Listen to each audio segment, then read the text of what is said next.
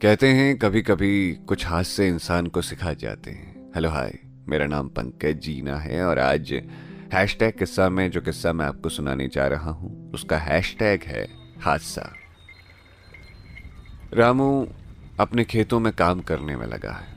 वो हमेशा से ऐसा नहीं था। बीते साल हुए हादसे ने उसकी जिंदगी को पूरी तरह से बदल दिया है। रामू की कहानी कुछ यूं है कि वो बिशनपुर में रहता था। उसके घर में उसकी पत्नी, उसकी एक बेटी और एक बेटा था। उसकी पत्नी दूसरों के घर में काम करके अपने परिवार का खर्च चलाती थी और रामू दिन भर नशे में डूबा रहता था। वो हमेशा दूसरों के साथ अपना वक्त बर्बाद किया करता था। कहीं इधर ताश के पत्ते खेलता तो कहीं उधर लोगों के दरवाजे पर बैठकर गपशप मारा करता। अपने परिवार का ख्याल उसे बिल्कुल नहीं था। उसके माता पिता ने उसकी शादी करा के गलती कर दी थी। बेचारी उसकी पत्नी दिन रात काम कर अपने बच्चों का पेट पालती थी। यदि उसकी पत्नी एक भी दिन काम पर ना जाए तो उसके बच्चे भूखे रह जाते थे। इसीलिए उसकी पत्नी हर दिन दूसरों के वहां काम करती थी। इन सब से बेपरवाह था रामू। उसे इन सब बातों से कोई फर्क नहीं पड़ता था। उसे अपनी चल रही जिंदगी में मजा आता था। हर शाम जब शराब पीकर वो घर आता तो जोर जोर से अपनी पत्नी पर चिल्लाता था। कई बार उसने अपनी पत्नी को मारा भी, लेकिन अब उसकी पत्नी करे भी तो क्या।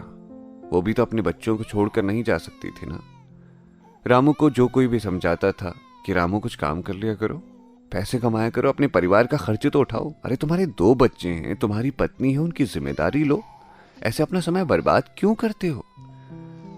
रामू उसके ऊपर ही बिगड़ जाता था और कहता था, तुम्हें इससे क्या लेना देना, मैं कुछ भी करूं, ये मेरी जिंदगी है, मैं तुम्हारे घर में खाता हूं क्या। यही वजह थी कि गांव का कोई भी आदमी उससे इस बारे में बात ही नहीं करता था। साल 2020 के शुरुआती दौर की बात है। पूरे भारत में कोविड ने दस्तक दे दी थी। लॉकडाउन लगने की वजह से लोगों का एक दूसरे के यहां आना जाना बंद हो गया था। सारे काम, सारी फैक्ट्रियां, सारी गाड़ियां सब बंद हो गए थे।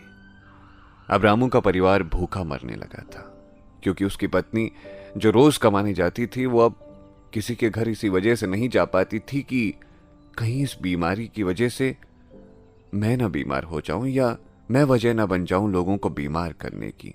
तो लोगों ने उसे अब काम पर बुलाना भी बंद कर दिया था। उसके परिवार में अनाज भी खत्म हो रहा था और पैसे तो पहले ही कम थे। इसी बीच अचानक उसका बेटा भी बीमार हो गया। जब बच्चे की तबीयत बहुत ज्यादा खराब हो गई तब रामू को समझ आया कि अपने परिवार पर ध्यान देना चाहिए। उसने बच्चे को अस्पताल ले जाने का सोचा, पर उसके पास पैसे नहीं थे। वो गांव वालों से पैसे मांगने गया। गांव वालों ने कहा, पहले कहने पर तो हम लोगों को ही जली कटी सुना देते थे, अब इस लॉकडाउन में हमारे पास कहां से पैसा आएगा। यही कहकर वो रामू को लौटा देते थे। रामू बहुत परेशान था। अब करे भी तो क्या करे। वो चाहकर भी कुछ नहीं कर सकता था। एक पूरा दिन बीत गया। उसके बेटे की तबीयत और भी ज्यादा खराब हो गई। तभी किसी तरह उसकी पत्नी जहां काम करती थी वहां से वो कुछ पैसे जुटा कर ले आई और अब रामू अपने बच्चों को हॉस्पिटल ले जाने की तैयारी कर रहा था। जैसे तैसे लॉकडाउन के दिनों में रामू अपने बच्चे को लेकर गांव के बाहर एक अस्पताल में पहुंचा। अस्पताल में पहले ही पाबंदियां थीं। बड़ी देर से उसका नंबर आया। उसने डॉक्टर से कहा, मेरे बच्चे को बचा लीजिए। डॉक्टर साहब ने सारे इंस्ट्रूमेंट लगाकर चेक किया। तब तक उसका बेटा इस दुनिया से जा चुका था। डॉक्टर साहब कुछ देर तक चुप रहे, फिर कहा, यदि तुम अपने बच्चे को 10-15 घंटे पहले ले आते तो शायद मैं उसे बचा लेता। मुझे माफ करना, मैं इसे बचा नहीं सका। ये सुनकर रामू बुरी तरह से टूट गया। वो अस्पताल में ही बच्चों की तरह जोर जोर से रोने लगा। अपने दुख में टूटा रामू चिल्ला चिल्ला कर कहने लगा कि यह सब मेरी गलती है। मैंने जिंदगी भर कुछ नहीं किया, सिर्फ अपने वक्त को बर्बाद किया है। यदि आज मेरे पास पैसे हो जाते तो मैं अपने बेटे को हॉस्पिटल ला पाता और मेरा बेटा बच पाता।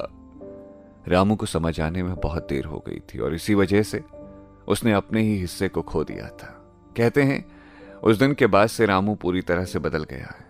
उसे लोग अब वक्त बर्बाद करते हुए नहीं देखते। उसकी पत्नी कभी कभी उसके बारे में बात करते हुए कहती है, काश ठोकर लगने से पहले ही समझ आ गई होती इनको।